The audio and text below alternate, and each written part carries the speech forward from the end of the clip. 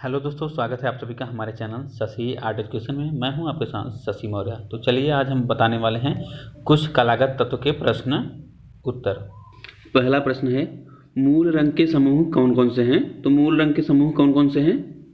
देखिए, मूल रंग मतलब प्राथमिक रंग होता है। तो प्राथमिक रंग कौन कौन से हैं? तो प्राथमिक रंग हैं लाल, पीला, नीला ना। तो लाल, पीला, नीला होते हैं। तो आप देखिए इसमें कहाँ है लाल, पीला, नीला। तो ऑप्शन कौन सा सही होगा? तो मूल रंग के समूह कौन से हैं, या मूल रंग कौन कौन से हैं? तो मूल रंग के समूह कौन कौन से हैं, अथवा मूल रंग के समूह कौन से हैं?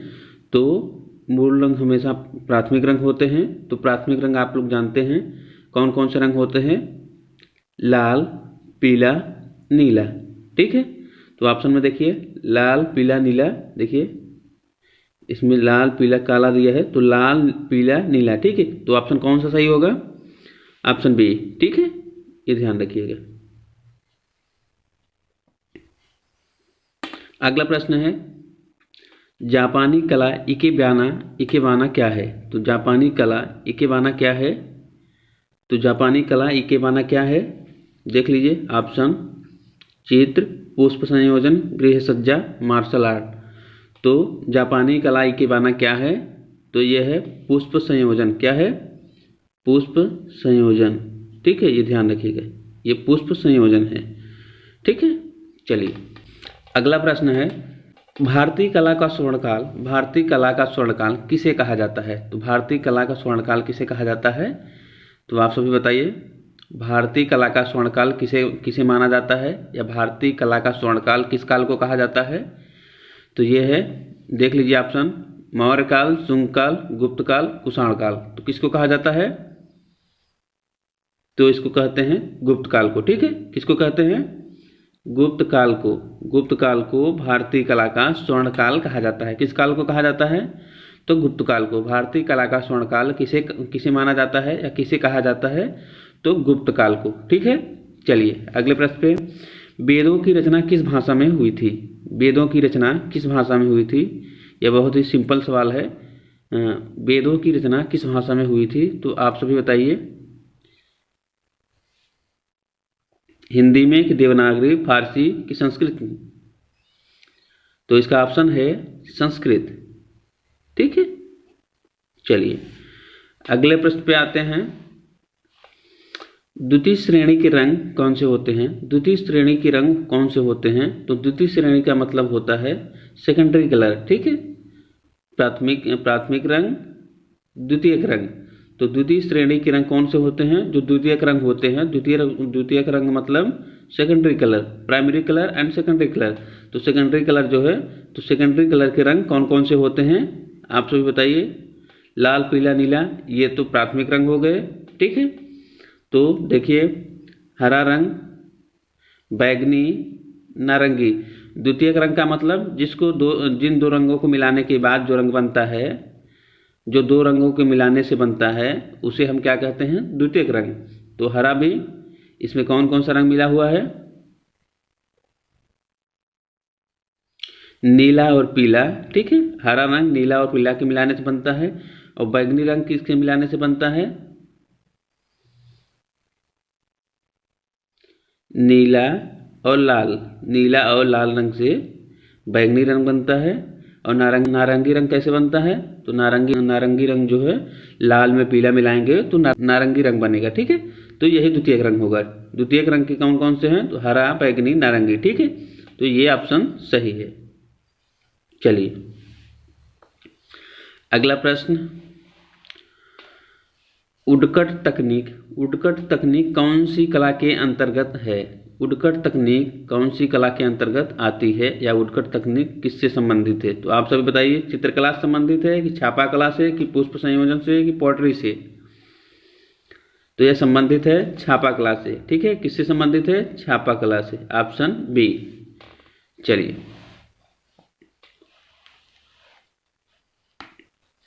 अगला प्रश्न है, प्रकाश में उपस्थित रंगों को हम किसके द्वारा देख सकते हैं? तो प्रकाश में उपस्थित रंगों को हम किसके द्वारा देख सकते हैं? तो हम किसके द्वारा देख सकते हैं? तो वो है प्रिज्म। किसके द्वारा देख सकते हैं? प्रिज्म। ठीक है, ऑप्शन बी, प्रिज्म ने अब किसने सबसे पहले देखा था? तो न्यूटन ने, न्यूटन आइजैक न्यूटन ने, ठीक है। किसने सबसे पहले देखा था प्रिज्म से प्रकाश रंगों को? तो आइजैक न्यूटन ने, यह ध्यान रखिएगा। चलिए अगला प्रश्न है, अलंकारिक आलेखन किन रेखाओं से बनाए जाते हैं? तो अलंकारिक आलेखन किन रंगों से बनाए जाते हैं? आप सभी बताइए। लयात्मक रेखा, ज्यामिति रेखा, सीधी रेखा, कठोर रेखा। तो अलंकारिक आलेखन जो होते हैं किन रेखाओं से बनाए जाते हैं? तो ये बनाए जाते हैं लयात्मक रेखा से। किससे बनाए जाते हैं? अलंकारिक आलेखन जो होता है वो कैसे बनाया जाता है? वो लयात्मक रेखाओं से बनाया जाता है, ठीक है। Option A. अगला प्रश्न है, बाटिक किसमें प्रयोग किया जाता है? बाटिक किसमें प्रयोग किया जाता है? तो बाटिक किसमें प्रयोग किया जाता है? देखिए, कपड़े पर, दीवार पर, कागज पर कि चेहरे पर? तो बाटिक जो है किसमें प्रयोग किया जाता है? देख लीजिए ऑप्शन, कपड़े पर, दीवार पर, कागज पर, चेहरे पर। तो इसका ऑप्शन है ऑप्शन ए, कपड़े पर, ठीक है। बाटिक किस पर प्रयोग किया जाता है? कपड़े पर। और इसमें कौन सा मोम का प्रयोग किया जाता है? पैराफिन मोम का, ठीक है। इसमें पैराफिन मोम का प्रयोग किया जाता है, ठीक है। चलिए अगला प्रश्न है, कामसूत्र के रचयिता कौन है? तो कामसूत्र के रचयिता कौन है? आप सभी बताइए। वात्स्यायन कि भरत मुनि कि यशोधर पंडित कि श्री कुमार? देखिए, तो कामसूत्र के रचयिता कौन है? तो कामसूत्र के रचयिता कौन है? वात्स्यायन, ठीक है। कौन है? वात्स्यायन ने कामसूत्र लिखा है। और यशोधर पंडित ने कामसूत्र की टीका जो है जयमंगला नाम से की है, ठीक है। कामसूत्र की जो टीका है या कामसूत्र की टीका जो है किसने किया है? जयमंगला नाम से, तो यशोधर पंडित ने, ठीक है। अगला प्रश्न है, रौद्र रस का रंग क्या है? तो रौद्र रस का रंग क्या है? तो रौद्र रस, पहले तो रौद्र का मतलब होता है गुस्सा, ठीक है। गुस्सा, जब आदमी गुस्से में आता है तो उसका रंग कैसा हो जाता है? लाल रंग, ठीक है। कौन सा रंग होता है? लाल रंग। रौद्र का मतलब क्रोध, गुस्सा, तो इसका रंग होता है लाल रंग, ठीक है। ये देखिए लाल रंग, ऑप्शन सी। चलिए अगला प्रश्न है, निम्न में से एक त्रिआयामी कला है, तो त्रिआयामी कला कौन सी होती है? तो त्रिआयामी कला होती है मूर्तिकला। तो त्रिआयामी कला कौन सी होती है? मूर्तिकला, ठीक है। त्रिआयामी कला वही होती है मूर्तिकला, ठीक है। चलिए, कागज की कतरनों से बनाए जाने वाले चित्र को हम क्या कहते हैं? कागज की कतरनों से बनाए जाने वाले चित्र को हम क्या कहते हैं? ठीक है, कागज की कतरनों से बनाए जाने वाले चित्र को हम क्या कहते हैं? तो इसको कहते हैं कोलाज। क्या कहते हैं? कोलाज। कागज की कतरनों से बनाए जाने वाले चित्र को हम क्या कहते हैं? कोलाज कहते हैं, ठीक है। तो कोलाज देखिए ऑप्शन सी, कोलाज टिक करना है। चलिए अगले प्रश्न पे आते हैं, निम्न में से मोम का प्रयोग कर किस विधि में चित्रण कार्य किया जाता है? तो हमने बताया ना, मोम का प्रयोग किस में किया जाता है? तो मोम का प्रयोग जो है बाटिक में किया जाता है। और कौन से मोम का प्रयोग अच्छा होता है? पैराफिन मोम का, ठीक है। तो पैराफिन मोम का प्रयोग अच्छा होता है बाटिक में। तो देख लीजिए ये बाटिक है, batik, option C.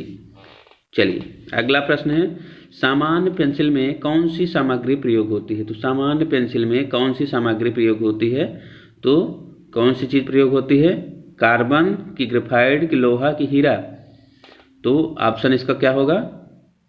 Option A, graphite, ठीक है। Option A, graphite. पेंसिल में हम क्या प्रयोग करते हैं? ग्रेफाइट। चलिए अगला प्रश्न है,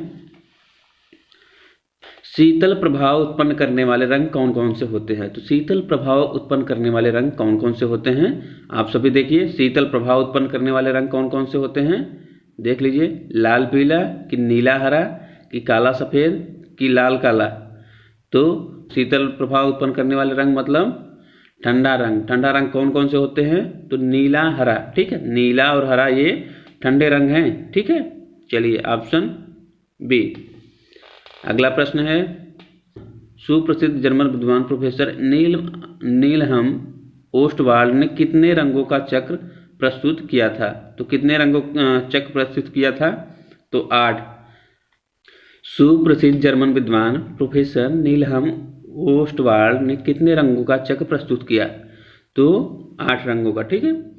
और देखिए ऑप्शन में ये भी रहता है, कभी कभी 4 दे दिया तो 4 भी सही होगा। तो 4 से जितने में भाग चला जाए, समझ रहे हैं, जो है इन्होंने 4 या 8 रंगों की एक चक्र प्रस्तुत किया था। ठीक है। तो आपको ऑप्शन में दे सकता है, कभी 4 भी दे सकता है, कभी 24 देता है। ठीक है। तो कभी 32 दे देता है। तो आप इससे कंफ्यूज बिल्कुल नहीं होइए। तो 4 से जितने भाग चले जाए या 8 से जितने में भाग चला जाए उतने रंग होते हैं। आप निश्चिंत रहें। ठीक है।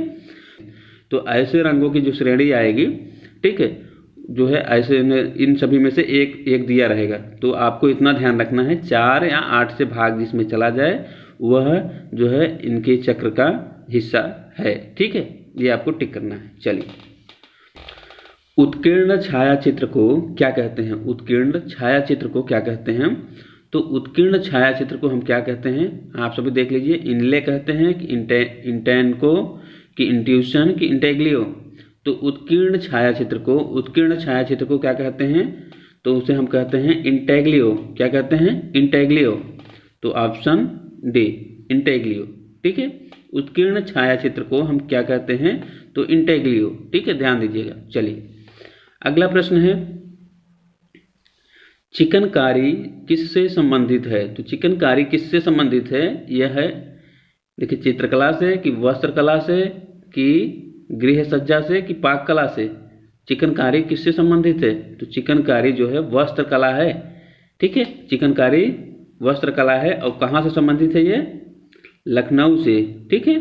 चिकनकारी कहाँ से संबंधित है? तो लखनऊ से संबंधित है। और किसके लिए प्रसिद्ध है या किससे संबंधित है? तो वस्त्रकला से संबंधित है। ठीक है। वस्त्रकला से संबंधित है। और ये कहाँ से संबंध रखता है? लखनऊ से। ये कहाँ की कला है? लखनऊ की कला है। ठीक है। चलिए, अगला प्रश्न है, विरोधी रंग कौन से हैं? तो विरोधी रंग कौन से हैं मेरे मित्रों? विरोधी रंग कौन से हैं आप लोग पहचानिए। लाल हरा, कि हरा नीला, कि नीला बैगनी, कि पीला लाल? तो देख लीजिए, आप सभी इसका आंसर बताइएगा कमेंट बॉक्स में। विरोधी रंग कौन से हैं? तो विरोधी रंग कौन से हैं ये आप सभी बताइएगा। सिंपल सवाल है ये, विरोधी रंग कौन से हैं? ठीक है। चलिए, इसका जवाब मैं नहीं दे रहा हूँ। विरोधी रंग कौन से हैं, मैं इसका जवाब नहीं दे रहा हूँ। ये आप सभी कमेंट बॉक्स में जरूर लिखकर बताएं कि कौन सा सही होगा। ठीक है। तो भारतीय चित्रकला के 6 अंगों की व्याख्या किस प्रसिद्ध ग्रंथ में है? तो भारतीय चित्रकला के 6 अंगों की व्याख्या किस प्रसिद्ध ग्रंथ में है? तो आप सभी बताइए, भारतीय चित्रकला के 6 अंगों की व्याख्या जो है किस प्रसिद्ध ग्रंथ में है? षडंग की व्याख्या किसमें की गई है? 6 अंगों की व्याख्या भारतीय चित्रकला में 6 अंगों की व्याख्या किस पुस्तक में की गई है या किस ग्रंथ में की गई है? तो ऑप्शन है, रामायण में, महाभारत में, कि कामसूत्र में, कि जयमंगला में? कौन सा होगा ये आंसर? तो इसका आंसर है जयमंगला में। कभी कामसूत्र में मत लगाइएगा। ठीक है। अगर कामसूत्र दिया है और जयमंगला भी दिया है तो दोनों में से आपको लगाना है जयमंगला में। ठीक है। ये कंफ्यूज बिल्कुल मत होइएगा। इसमें जो है आपको कामसूत्र नहीं लगाना है। ठीक है। आपको उसमें पूछेगा किस ग्रंथ में है, तो ग्रंथ जो है, ग्रंथ से कंफ्यूज बिल्कुल मत होइएगा। कामसूत्र बड़ा ग्रंथ है और जयमंगला उसका छोटा ग्रंथ है। ठीक है तो ग्रंथ ही, लेकिन आप ये ध्यान रखिएगा, जब कामसूत्र भी दिया हो और जयमंगला दिया हो तो आपको जयमंगला टिक करना है, न कि कामसूत्र। ठीक है। अगर जयमंगला नहीं दिया हो तब आपको कामसूत्र टिक करना है। तो ये ध्यान रखिएगा। तो इसका आंसर क्या होगा? जयमंगला। ठीक है। 6 अंगों की व्याख्या कहाँ की गई है? तो जयमंगला नामक ग्रंथ में। ठीक है। चलिए, अगला प्रश्न है, रस कितने प्रकार के होते हैं? तो रस कितने प्रकार के होते हैं? तो रस होते हैं 9 प्रकार के। ठीक है। तो रस होते हैं 9 प्रकार के, लेकिन भरत मुनि ने 8 रसों के बारे में बताया है। ठीक है। भरत मुनि ने 8 रसों के बारे में बताया है। 8 रस हैं और एक रस की खोज अभिनव गुप्त ने किया था। अभिनव गुप्त ने 9वां रस खोजा था, जो कि शांत रस। ठीक है। अभिनव गुप्त ने कौन सा रस खोजा था? शांत रस खोजा था। तो उसको मिलाकर 9 रसों की जब बात की जाती है, तो जब कभी भी प्रश्न में पूछे कि रस कितने प्रकार के होते हैं, आपको जवाब देना है ऑप्शन के अनुसार। ठीक है। तो ऑप्शन में अगर 8 ही केवल दिया है, 9 नहीं दिया है, तो आपको केवल 8 टिक करना है। अगर 9 भी दिया है तब आपको 9 टिक करना है, ना कि 8। ठीक है, ये प्रश्न भी कंफ्यूजिंग रहता है। तो रस कितने प्रकार के होते हैं? तो रस होते हैं 9 प्रकार के। ठीक है, जब 9 नहीं दिया रहे, 8 दिया रहे केवल, तब आपको 8 टिक करना है। या पूछे कि भरत मुनि की नाट्य शास्त्र में कितने रसों की चर्चा की गई है, तब आपको देना है जवाब 8। तो अगर पूछता है रस कितने प्रकार के होते हैं, तो रस 9 प्रकार के होते हैं। तो आपको कौन सा टिक करना है? 9। ठीक है, ऑप्शन ए। चलिए अगला प्रश्न है, वास पेंटिंग की शुरुआत किसने की? तो वास पेंटिंग की शुरुआत किसने की? वास पेंटिंग की शुरुआत किसने की? तो जो बंगाल शैली पढ़ा होगा उसको आसानी से पता होगा। वास पेंटिंग की शुरुआत अवनींद्र नाथ ठाकुर ने की। ठीक है, वास पेंटिंग की शुरुआत किसने की? अवनींद्र नाथ ठाकुर ने, ऑप्शन नंबर सी। ठीक है, चलिए अगला प्रश्न है, शीघ्रता से किया गया रेखांकन या चित्रण, शीघ्रता से किया गया रेखांकन या चित्रण क्या कहलाता है? तो शीघ्रता से मतलब जो जल्दी से चित्र बनाते हैं, जल्दी से खींचते हैं, उसे हम क्या कहते हैं? स्केच कहते हैं। ठीक है, स्केच आप सभी किए होंगे। ठीक है, शीघ्रता से किया गया रेखांकन अथवा चित्रण क्या कहलाता है? तो स्केच कहलाता है। ठीक है, ऑप्शन बी। चलिए अगला प्रश्न, किसके द्वारा स्क्रीन प्रिंटिंग की छपाई की जाती है? किसके द्वारा स्क्रीन प्रिंटिंग की छपाई की जाती है? तो सिल्क स्क्रीन द्वारा छपाई की जाती है। ठीक है, किसके द्वारा स्क्रीन प्रिंटिंग की छपाई की जाती थी? तो सिल्क स्क्रीन द्वारा। ठीक है, सिल्क स्क्रीन द्वारा, सिल्क स्क्रीन मतलब, सिल्क मतलब रेशम। ठीक है, सिल्क स्क्रीन द्वारा इसकी छपाई की जाती है। आप प्रश्न पूछा है किसके द्वारा स्क्रीन प्रिंटिंग की छपाई की जाती है? तो सिल्क स्क्रीन। ठीक है, तो सिल्क मतलब रेशम। ठीक है, कभी भी सिल्क स्क्रीन लिखा रहे तो किसके द्वारा स्क्रीन प्रिंटिंग की छपाई की जाती है? तो सिल्क स्क्रीन द्वारा। सिल्क मतलब रेशम। ठीक है, सिल्क मतलब रेशम, तो रेशम के कपड़े द्वारा। ठीक है, तो रेशम के कपड़े द्वारा किसके द्वारा स्क्रीन प्रिंटिंग की छपाई की जाती है? तो सिल्क स्क्रीन से। तो सिल्क मतलब रेशम होता है, तो रेशम की कपड़ा से। ठीक है, तो रेशम के कपड़े द्वारा इसकी छपाई की जाती है। ठीक है, चलिए अगला प्रश्न है, कला किस भाषा का शब्द है? तो कला किस भाषा का शब्द है? आप सभी बताएं, कला किस भाषा का शब्द है? कला किस भाषा का शब्द है? तो कला है संस्कृत भाषा का शब्द। किसका शब्द है? कला किस भाषा का शब्द है? तो संस्कृत भाषा का शब्द है। ठीक है, चलिए ये देखिए ऑप्शन सी। अगले प्रश्न पे आते हैं, वात्स्यायन के कामसूत्र में, वात्स्यायन के कामसूत्र में कितनी कलाओं का वर्णन है? ठीक है, वात्स्यायन के कामसूत्र में कितनी कलाओं का उल्लेख है या वर्णन है? ठीक है, वात्स्यायन के कामसूत्र में कितनी कलाओं का उल्लेख है? तो 64 कलाओं का। ठीक है, कितनी कलाओं का वर्णन है? तो 64 कलाओं का। ठीक है, वात्स्यायन के कामसूत्र में कितनी कलाओं का उल्लेख है या कितनी कलाओं का वर्णन है? तो कितनी कलाओं का? 64 कलाओं का। ठीक है, आप सभी देख लीजिएगा, 64 कलाओं का। ठीक है, अगला प्रश्न है, नीले का पूरक अथवा विरोधी रंग कौन सा है? तो नीले का पूरक अथवा विरोधी रंग कौन सा है? तो हम आपको बता दें, जो प्राथमिक रंग होते हैं वो कौन कौन से होते हैं? लाल, पीला और नीला। ठीक है, लाल, पीला और नीला।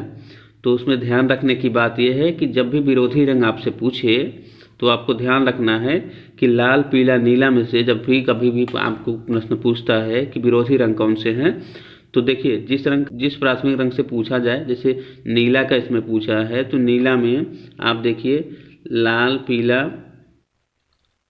लाल, पीला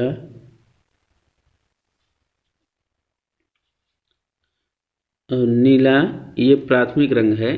ठीक है, तो नीले का पूरक या विरोधी रंग कौन सा है? तो नीले का पूरक आपको बताना है कि इन दो रंगों के मिलाने से, ठीक है, तो प्राथमिक रंग कितने होते हैं? 3 हैं, और तीनों में से किसी का भी अगर विरोधी रंग आपसे पूछता है तो जिससे पूछे, जैसे नीला का इसमें पूछा है, नीला का पूरक या विरोधी रंग कौन सा होगा? तो नीला का देखिए इन दोनों के रंगों को मिलाने से जो रंग बनेगा, तो देखिए पीला और लाल रंग को मिलाएंगे तो कौन सा बनेगा रंग? नारंगी। ठीक है, तो आप सभी ये ध्यान दीजिएगा, तो नीला का विरोधी रंग कौन सा होगा? नारंगी रंग। ठीक है, नीला का विरोधी रंग कौन सा होगा? नारंगी रंग, ये ध्यान रखिएगा। ठीक है, लाल, पीला, नीला ये जो प्राथमिक रंग है, और प्राथमिक रंगों में से किसी एक का विरोधी रंग अगर पूछा जाता है, तो जिसका विरोधी रंग पूछा जाए और जो बचे हुए कलर होते हैं उनको मिलाने पर जो रंग बनता है, तो वही उसका विरोधी रंग होगा। ठीक है, जैसे इसमें देखिए, तो नीला का पूछा है, नीला का विरोधी रंग कौन सा है, तो नीला का विरोधी रंग कौन सा है, तो जो दो रंग बच रहे हैं लाल और पीला रंग, इनको मिलाने पर जो रंग बनेगा ये इसका विरोधी रंग होगा। ठीक है, नीला का विरोधी रंग कौन सा है, नारंगी रंग। ठीक है, नीला का विरोधी रंग कौन सा, नारंगी रंग, ये ध्यान रखिएगा, कभी पीला मत लगाइएगा। ठीक है, तो ये नारंगी रंग, ये रहेगा सही। तो नीला का विरोधी रंग नारंगी रंग। ठीक है, अगर लाल का पूछे तो लाल का विरोधी रंग कौन सा है, तो पीला और नीला को जो मिलाएंगे कौन सा रंग बनेगा, पीला और नीला को मिलाएंगे तो ये हरा रंग बनेगा। ठीक है, तो देखिए लाल का पूछा तो पीला और नीला को मिलाने पर जो रंग बनेगा वह इसका विरोधी रंग होगा। ठीक है, तो लाल का विरोधी रंग कौन सा होगा, हरा रंग। ठीक है, तो लाल का विरोधी रंग कौन सा होगा, हरा रंग। ऐसे ही पीले रंग का विरोधी रंग अगर पूछे तो पीले रंग का विरोधी रंग अगर पूछे तो दो कलर बच रहे हैं, लाल और नीला, तो लाल और नीला को मिलाने पे कौन सा रंग बनता है, बैगनी रंग। ठीक है, तो पीला का बैगनी रंग होगा। ठीक है, आप सभी ध्यान दे दीजिए। तो लाल और पीला जो बच रहे हैं, इन दोनों रंगों को मिलाने पर जो रंग बनेगा वही पीला का विरोधी होगा। ठीक है, आप इन सभी में कंफ्यूज बिल्कुल मत होइएगा। तो प्राथमिक रंग लाल पीला नीला होते हैं, और उसमें से किसी एक का विरोधी रंग अगर पूछता है तो बचे हुए जो कलर होते हैं उनको मिलाने पर जो रंग बनता है वही उस रंग का विरोधी रंग होता है। ठीक है, ये ध्यान रखिएगा। चलिए, तो नीले का पूरक अथवा विरोधी रंग कौन सा है, तो यह है नारंगी रंग। ठीक है, चलिए, अब ये बैगनी रंग किस रंग का विरोधी रंग है, तो ये पीला रंग का। ठीक है, ये पीला रंग का विरोधी रंग है। ठीक है, और लाल रंग का विरोधी रंग हरा। ठीक है, लाल रंग का विरोधी रंग कौन सा है, हरा। ठीक है, ये ध्यान दीजिएगा। चलिए, अगला प्रश्न है, उस तत्व का नाम बताइए जिसके अभाव में चित्र रचना संभव नहीं है। तो उस तत्व का नाम बताइए जिसके अभाव में चित्र रचना संभव नहीं है, तो वो कौन सा है, उस तत्व का नाम बताइए जिसके अभाव में चित्र रचना संभव नहीं है। देख लीजिए ऑप्शन, रेखा, धरातल, रंग, रूप। तो इसमें कौन सा सही होगा, कौन सा सही होगा इसमें, उस तत्व का नाम बताइए जिसके अभाव में चित्र रचना संभव नहीं है। ठीक है, तो उसमें लोग जो है कंफ्यूज ज़्यादातर लोग हो जाते हैं, तो ज़्यादातर लोग इसको रेखा टिक कर लेते हैं, तो रेखा नहीं होगा। ठीक है, तो जिसके अभाव में चित्र रचना संभव नहीं है, तो वो क्या है, धरातल। ठीक है, जिस पे आप चित्र बनाएंगे अगर वही नहीं रहेगा तो आप चित्र कैसे बनाएंगे। ठीक है, तो आप कंफ्यूज नहीं होंगे बिल्कुल, आपको लगाना है टिक, धरातल। ठीक है, तो उस तत्व का नाम बताइए जिसके अभाव में चित्र रचना संभव नहीं है, तो धरातल। धरातल का मतलब कैनवास या दीवार या जिस पे आप चित्र बनाएंगे उसी को धरातल कहा जाता है। ठीक है, ये ऑप्शन बी, तो धरातल। ठीक है, उस तत्व का नाम बताइए जिसके अभाव में चित्र रचना संभव नहीं है, तो वो है धरातल। धरातल के बिना आप चित्र कहाँ बनाएंगे, इसलिए धरातल होना चाहिए, बिना धरातल के आप चित्र नहीं बनाएंगे। ठीक है, तो इसके बिना, धरातल के बिना चित्र रचना संभव नहीं है। ठीक है, चलिए, नाट्य शास्त्र में भरत मुनि ने कितने भावों का वर्णन किया। नाट्य शास्त्र में भरत मुनि ने कितने भावों का वर्णन किया, तो 49 भावों का वर्णन किया है। ठीक है, नाट्य शास्त्र में भरत मुनि ने कितने भावों का वर्णन किया है, तो 49 भावों का वर्णन किया है। ठीक है, तो नाट्य शास्त्र में भरत मुनि ने कितने भावों का वर्णन किया है, तो 49 भावों का वर्णन किया है। और कितने रसों का वर्णन किया है अगर पूछे नाट्य शास्त्र में, तो 8 रसों का। ठीक है, 8 रसों का वर्णन किया गया है। ठीक है, तो नाट्य शास्त्र में कितने भावों का वर्णन किया गया है, तो 49 भावों का वर्णन किया गया है। ठीक है, 49 भावों का वर्णन किया गया है, जिसमें 8 स्थायी भाव होते हैं, 8 स्थायी भाव और 8 सात्विक भाव जिसे अनुभाव भी कहते हैं। ठीक है, 8 सात्विक भाव होते हैं जिसे अनुभाव कहते हैं, और 33 जो हैं वो संचारी भाव। ठीक है, तो 33 क्या होते हैं, संचारी भाव। 8 स्थायी भाव, 8 सात्विक भाव, 8 सात्विक भाव होते हैं जिसे अनुभाव भी कहते हैं, और 33 जो है संचारी भाव। ठीक है, तो संचारी भाव होते हैं कितने, 33। इन सभी को मिलाकर जो है टोटल कितने भाव होते हैं, तो 49। ठीक है, तो 49 आपको टिक करना है। चलिए, अगला प्रश्न है, भारतीय संस्कृति के 4 लक्ष्यों में से किसके साथ चित्रकला का संबंध है। तो भारतीय संस्कृति के जो 4 लक्ष्य होते हैं कौन कौन से होते हैं, धर्म, अर्थ, काम, मोक्ष। ठीक है, कौन कौन से होते हैं, धर्म, अर्थ, काम, मोक्ष। ठीक है, तो भारतीय संस्कृति के 4 लक्ष्यों में से किसके साथ चित्रकला का संबंध है? तो वो है काम के साथ। ठीक है, तो काम के साथ जो है चित्रकला का संबंध है। ठीक है, तो ऑप्शन नंबर सी, आप सभी ध्यान दे दीजिएगा, ऑप्शन नंबर सी। अगला प्रश्न है, चित्रण के धरातल के कितने आयाम होते हैं? तो चित्रण के धरातल के कितने आयाम होते हैं? तो 2। ठीक है, चित्रण के धरातल के कितने आयाम होते हैं? तो 2।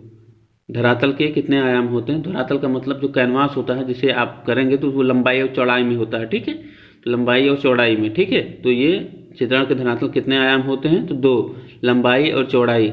ऊंचाई उसमें मत करिएगा। ठीक है, तो लंबाई और चौड़ाई, क्योंकि 2 ही आयाम होते हैं, आपको 3 नहीं टिक करना है कभी भी। चित्रण के धरातल की बात अगर की जाए तो चित्रण का धरातल की बात जो होगी वो 2 होगी, लंबाई और चौड़ाई। जैसे दीवार पे अगर आपको चित्र बनाना है तो लंबाई और चौड़ाई में उसका लगाएंगे। ठीक है, लंबाई और चौड़ाई करेंगे उसमें, तो लंबाई और चौड़ाई के अनुसार जो है उसके धरातल होता है जिसमें आपको चित्र बनाना है। ठीक है, तो ऑप्शन ए। किसी भी वस्तु अथवा आकृति की माप स्वतंत्र रूप से क्या कहलाती है? किसी भी वस्तु अथवा आकृति की माप स्वतंत्र रूप से क्या कहलाती है? तो क्या कहलाती है? माप की बात जब की जाए तो प्रमाण। ठीक है, तो प्रमाण की बात की जाती है, तो प्रमाण क्या है? एक मापन इकाई है। ठीक है, तो प्रमाण जो है एक मापन इकाई है। किसी भी वस्तु अथवा आकृति की माप स्वतंत्र रूप से क्या कहलाती है? वह प्रमाण कहलाती है। ठीक है, क्या कहलाती है? प्रमाण। चलिए अगला प्रश्न है, समान अथवा सामंजस्यपूर्ण अवयवों की पुनरावृत्ति से उत्पन्न निरंतरता को क्या कहते हैं? समान अथवा सामंजस्यपूर्ण अवयवों की पुनरावृत्ति से उत्पन्न निरंतरता को क्या कहते हैं? तो क्या कहते हैं? देखिए, सामंजस्यपूर्ण अवयवों की पुनरावृत्ति से उत्पन्न निरंतरता को क्या कहते हैं? तो लय। ठीक है, जो बार बार दोहराई जाती है। देखिए, जब बार बार कोई भी चीज दोहराते हैं, पुनरावृत्ति के मतलब दोहराना। किसी भी चीज को, किसी भी वस्तु को अगर या किसी भी अंकन को बार बार दोहराते हैं या उसकी पुनरावृत्ति से, तो लय उत्पन्न हो जाता है। ठीक है, जैसे ये देखिए, जैसे ये है गोलाकार, ऐसे बनाते जाएं तो इसमें देखिए लय नहीं बनता जा रहा है, यही बार बार गोला दोहराया जा रहा है ना। तो आप देखिए, तो इनका जो है लय होता जा रहा है, तो हम क्या कहेंगे इसको? लय। ठीक है, ऑप्शन नंबर ए। चलिए, सर्वप्रथम किसने नाट्य शास्त्र में 8 रसों को बताया था? सर्वप्रथम किसने नाट्य शास्त्र में 8 रसों को बताया था? ठीक है, सर्वप्रथम किसने नाट्य शास्त्र में 8 रसों को बताया था? तो किसने बताया था? भरत मुनि ने। ठीक है, नाट्य शास्त्र किसने लिखा है? भरत मुनि ने लिखा है, और इन्होंने ही 8 रसों की चर्चा की है नाट्य शास्त्र में। ठीक है, चलिए ऑप्शन डी।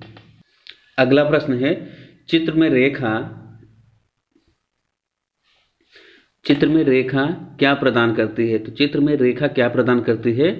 ठीक है, चित्र में रेखा जो है वह क्या प्रदान करती है? देखिए, ऑप्शन देख लीजिए। आकृति को रूप देती है, ये भी सही है। प्रवाह पैदा करती है, रेखा प्रवाह भी पैदा करती है। ठीक है, चित्र को उभारती है। ठीक है, जैसे आप स्केच जब भी किए होंगे, स्केच जब आप करते हैं तो स्केच में देखिए रेखाओं से आप जो है छाया प्रकाश भी दिखा लेते हैं। और प्रवाह जो है, प्रवाह तो होता ही, प्रवाह का मतलब लय में रहता है कोई भी चीज़। आकृति को रूप तो प्रदान करती ही है। ठीक है, तो ये इसका ऑप्शन कौन सा होगा? सभी। ठीक है, तो चित्र में रेखा क्या प्रदान करती है? तो ये सभी प्रदान करती है। आकृति को रूप देती है, प्रवाह पैदा करती है यानी लय प्रदान करती है, और चित्र को उभारती है। उभारने का मतलब है छाया प्रकाश का भी प्रभाव दिखाती है। ठीक है, तो ऑप्शन डी। चलिए अगला प्रश्न है, भारतीय चित्रकला में रंग के साथ किसका महत्व है? तो भारतीय चित्रकला में रंग के साथ किसका महत्व है? तो भारतीय चित्रकला में देखिए, भारतीय चित्रकला में रंग के साथ किसका महत्व है? तो किसका महत्व है इन सभी में से? भारतीय चित्रकला में रंग के साथ किसका महत्व है? तो रेखा का। ठीक है, अब देखिए, भारतीय चित्रकला में रंग के साथ किसका महत्व है? तो रंग के साथ जो है रेखा का महत्व है। ठीक है, रेखा का, ऑप्शन नंबर सी, ये ध्यान रखिएगा। और कभी भी आपसे पूछे कि चित्रकला में सबसे अधिक किसका महत्व है, तो सबसे अधिक किसका महत्व है, आप उसमें रेखा नहीं लगाएंगे, रंग लगाएंगे। ठीक है, कभी भी आपसे पूछा जाए चित्रकला में रंग के साथ चित्रकला में सबसे अधिक किसका महत्व है और उसमें रंग दिया हो, रेखा भी दिया हो, ठीक है, तो आपको रंग लगाना है। ठीक है, अगर भारतीय चित्रकला में किसका सबसे अधिक महत्व है तो रेखाओं का। ठीक है, इन दो बातों का ध्यान रखिए। और ईरानी शैली में सबसे अधिक किसका महत्व है तो रेखाओं का। तो ये 3 प्रश्न जो है आप कंफ्यूज बिल्कुल मत होइएगा। जब आपसे पूछता है भारतीय चित्रकला में किसका अधिक महत्व है तो रेखाओं का महत्व सबसे अधिक है। लेकिन अगर केवल चित्रकला में पूछे कि चित्रकला में किसका सबसे अधिक महत्व है, तो चित्रकला में सबसे अधिक जो है वो महत्व है रंग का। ठीक है, और अगर ईरानी शैली में पूछता है तो किसका सबसे अधिक महत्व है तो रेखाओं का। ठीक है, ये ध्यान रखिएगा। चलिए अगला प्रश्न है, आकृति को रूप किससे मिलता है। तो आकृति को रूप किससे मिलता है, आप सभी बताएं। आकृति को जो रूप किससे मिलता है, तो आकृति को रूप किससे मिलता है तो छाया प्रकाश। जब आप छाया प्रकाश दिखाएंगे तो उसमें जो है रूप मिलेगा। ठीक है, जैसे ये है सर्कल है, इसमें आप छाया प्रकाश आप कहीं भी दिखाते हैं, जैसे ये छाया प्रकाश आप देखेंगे तो ये जब छाया प्रकाश उसमें दिखेगा, ठीक है, तो छाया प्रकाश दिखे तो ये सर्कल में लगेगा। ठीक है, ये आप देखिए। ठीक है, तो देखिए आकृति को रूप किससे मिलता है, तो आकृति को रूप जो है वो छाया प्रकाश से मिलता है। ठीक है, चलिए ऑप्शन बी, आकृतियों से क्या स्पष्ट होता है। अगला प्रश्न है, आकृतियों से क्या स्पष्ट होता है। ठीक है, तो इसका भी आंसर क्या होगा, कोई भी आकृति जब बनेगी तो उससे क्या स्पष्ट होगा, कोई रूप बनेगा। ठीक है, तो क्या बनेगा उससे, आकृतियों से क्या स्पष्ट होता है, तो आकृतियों से रूप का स्पष्टीकरण होता है। ठीक है, आकृतियों से क्या स्पष्ट होता है तो रूप का स्पष्टीकरण होता है, यानी रूप जो है बनता है। ठीक है, ऑप्शन ए, ठीक है, रूप। चलिए अगला प्रश्न है, चित्र में प्राण किससे आता है। तो प्राण किससे आता है, चित्र में जो है प्राण किससे आता है तो लय से आता है। ठीक है, किससे आता है प्राण लय से आता है, हमेशा रेखा से नहीं लगाना है आपको। ठीक है, चित्र में प्राण किससे आता है, प्राण का मतलब है जैसे ये देखिए सीधी जा रही है तो या ऐसे है तो प्राण जो है लय से आती है।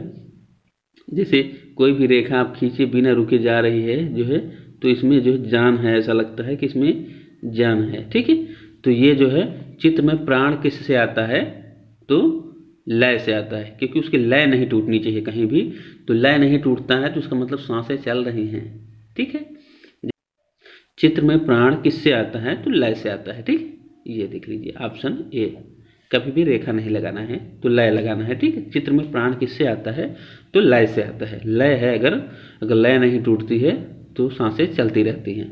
चलिए अगला प्रश्न है, वात्स्यायन रचित कामसूत्र की टीका में कला के षडंग का उल्लेख किसने किया। हम वात्स्यायन रचित कामसूत्र की टीका में कला के षडंग का उल्लेख किसने किया, तो हम आपको बता ही चुके हैं कि किसने किया है, यशोधर पंडित ने। ठीक है, तो कामसूत्र की टीका जो है जयमंगला नाम से किसने की है तो यशोधर पंडित ने। भरत मुनि ने क्या लिखा है तो नाट्य शास्त्र। ठीक है, भरत मुनि ने जो है वो नाट्य शास्त्र लिखा है।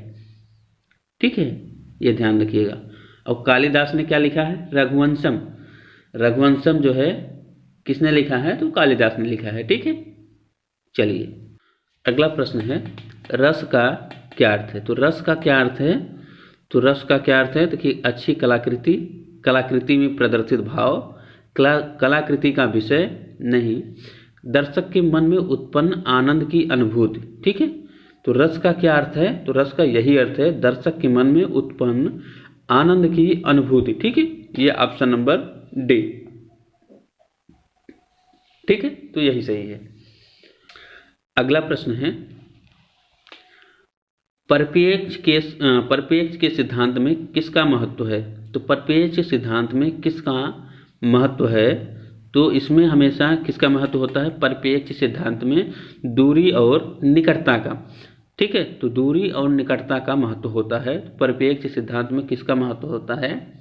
तो दूरी और निकटता का, ठीक है। उसी से पता चलता है कि परिप्रेक्ष्य सिद्धांत दूरी और निकटता का, ठीक है। परिप्रेक्ष्य सिद्धांत में किसका महत्व है? तो दूरी और निकटता का। जैसे ट्रेन की पटरियां होती है, पटरियां तो दोनों समांतर होती हैं, लेकिन जो है दूरी के अनुसार अगर दूर पे है तो उसकी जो है पटरियां जो है ऐसे मिलती हुई प्रतीत होती हैं, और नज़दीक में वो कभी भी मिलती हुई नहीं दिखती हैं, ठीक है। तो इस हिसाब से जो है, जैसे ये दो रेखाएं, जैसे ये दो पटरियां जा रही हैं, तो ये जो है यहाँ ये वाली पटरी और ये जो है, तो ये ऐसा लगता है दूर अगर है बहुत ज़्यादा तो ऐसा लगता है कि मिल गई है, लेकिन कभी मिलती नहीं है, ठीक है। तो दूरी से पता चलता है, दूरी से कि मिलती हुई है, और निकट है तो ये देखिए साफ साफ दिखता रहता है।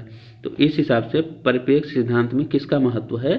तो दूरी और निकटता का, ठीक है। तो परिप्रेक्ष्य सिद्धांत यही है, दूरी और निकटता का, ठीक है। तो ऑप्शन नंबर ए। चलिए अगला प्रश्न है, दृश्य चित्र में परिप्रेक्ष्य से स्पष्ट होता है। तो दृश्य चित्र में परिप्रेक्ष्य से क्या स्पष्ट होता है? तो वस्तु की स्थिति, ठीक है। तो दृश्य चित्र में परिप्रेक्ष्य से स्पष्ट होता है, तो क्या स्पष्ट होता है कि, ठीक है। दृश्य चित्र में परिप्रेक्ष्य से क्या स्पष्ट होता है? तो आपको लगाना है वस्तु की स्थिति, मतलब वस्तु कहाँ रखी है, या कितनी दूरी पे है, या कितनी निकट है, ठीक है। तो परिप्रेक्ष्य हमने बताया ना, परिप्रेक्ष्य का मतलब है दूरी और निकटता से संबंध है, ठीक है। तो दृश्य चित्र में परिप्रेक्ष्य से क्या स्पष्ट है? तो वस्तु की स्थिति, मतलब वस्तु कहाँ रखी है, दूरी पे रखी है कि नजदीक में रखी है, ठीक है। तो वस्तु की स्थिति, ऑप्शन ए, ठीक है। अगला प्रश्न है, एक मकान का अंकन परिप्रेक्ष्य के सिद्धांत के अनुसार क्या है? तो एक मकान का अंकन परिप्रेक्ष्य के सिद्धांत के अनुसार क्या है, ठीक है। तो परिप्रेक्ष्य के सिद्धांत के अनुसार क्या है? तो परिप्रेक्ष्य जो है कितने प्रकार का होता है? तो एक रैखिक परिप्रेक्ष्य होता है, एक वायवीय, ठीक है। वायवीय परिप्रेक्ष्य दो प्रकार के होते हैं, रैखिक परिप्रेक्ष्य और वायवीय परिप्रेक्ष्य, ठीक है। तो ये एक मकान का अंकन परिप्रेक्ष्य के सिद्धांत के अनुसार कैसा है? तो वो रैखिक है, ठीक है। तो रैखिक परिप्रेक्ष्य है, ठीक है। Option A. रैखिक का मतलब होता है रेखाओं द्वारा जैसे उसको आकार देते हैं, ठीक है। तो पहले हम जो है उसका खाका तैयार करते हैं, तो एक मकान का अंकन जो पेंसिल से ही बनाते हैं, ठीक है।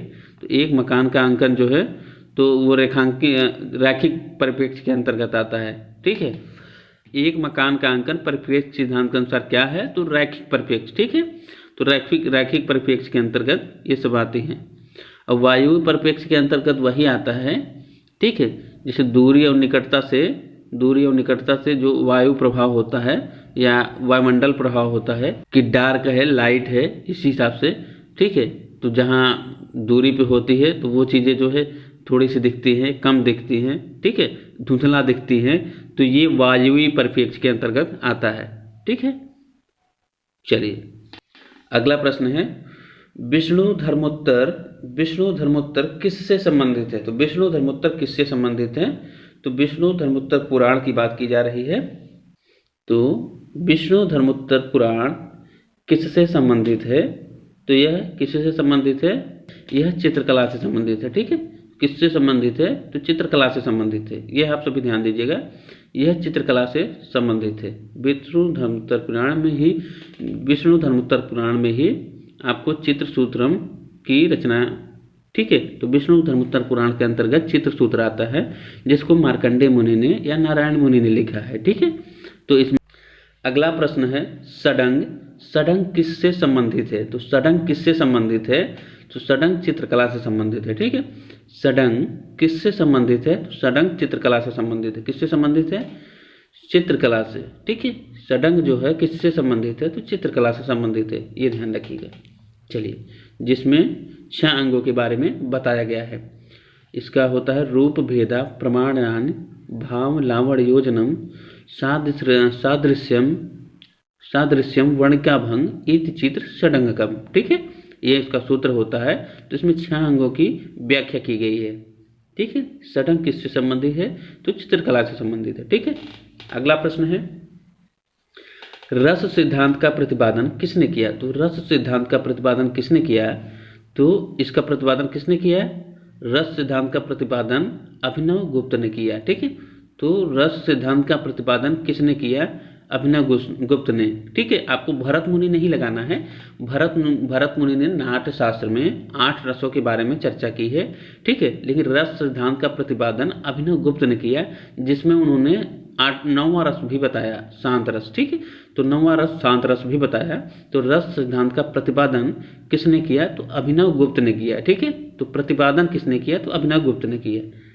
अगला प्रश्न है, निम्नलिखित में से चित्रकला से क्या संबंधित नहीं है? इसमें पूछ रहा है निम्नलिखित में से चित्रकला से क्या संबंधित नहीं है। तो क्या संबंधित नहीं है? तो वो है लिपि। देखिए, रूप देख लीजिए आप लोग, रूप ये भी चित्रकला संबंधित है। प्रमाण ये भी, मतलब माप जो है, एक ताल की माप होती है तो वही प्रमाण होता है। ठीक है, तो प्रमाण भी है संबंधित है। भाव, चित्रकला में भाव तो दिखाई देता ही है। ठीक है, तो ये तीनों संबंधित है। लिपि नहीं संबंधित है। ठीक है, जो चित्रकला से संबंधित नहीं है पूछा है तो लिपि। ठीक है, क्या आंसर देंगे? लिपि।